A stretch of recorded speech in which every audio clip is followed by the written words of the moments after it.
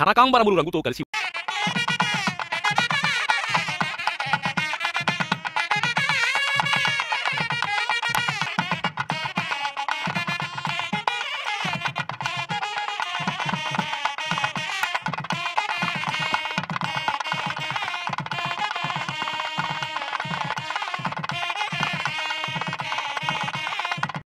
అనంతుడుగా నేను ఈ కొండపైన నా కొండపైనే నీ కొండల వంటి కొండల్లో ఒక కొండ నానామధేయంతో విలసిల్లాలి అని చెప్పి